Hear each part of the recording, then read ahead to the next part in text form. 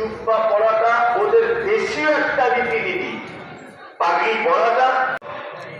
ফেরেশতারা বিয়ে শাদী করে না, বাজার ঘাট আছে, হসপিটালে যাওয়ার ব্যাপার, কি কাজ? শুধুমাত্র ইবাদত, শুধু ইবাদত, আর কোনো কাজ নেই। দ্বিতীয়, শুধু ইবাদতটাই করবে, এটাই তাদের কাজ।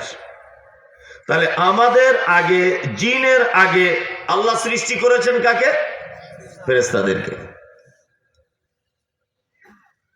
তারপরে আল্লাহ সুবহানাহু ওয়া তাআলা আদম আলাইহিস সালামকে তৈরি করলেন। সেই সিরিয়ালে আমরা আজও পর্যন্ত চলছি, তাই তো? তার ফাঁকে এর মাঝখানে জিন জাতিকে সৃষ্টি করলেন। অথচ আল্লাহ ফেরেশতাদের বানালেন ইবাদতের জন্য। আবার মানুষের ব্যাপারে এবং জিনের ব্যাপারেও বলছেন তোদেরকেও বানানো হয়েছে ইবাদত বা দাসত্ব করার জন্য। এবার আপনাদেরকে আরেকটা কথা বলি। আচ্ছা, পৃথিবীতে মানুষের সংখ্যা বেশি না অন্য প্রাণীদের সংখ্যা বেশি? মানুষের। আপনি 100% ভুল বলেছেন। তার একটা প্রমাণ বলি।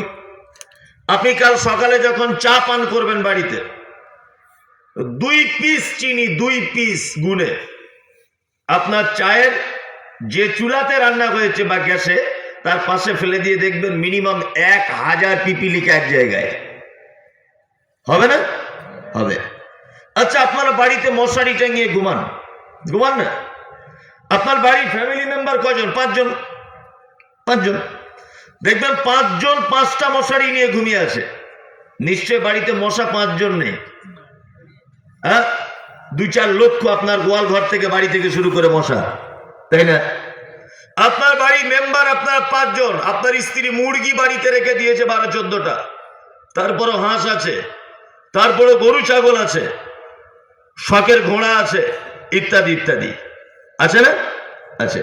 তার মানে বোঝা যায় পৃথিবীতে মানুষের থেকে অন্যান্য প্রাণীর সংখ্যা আরো বেশি।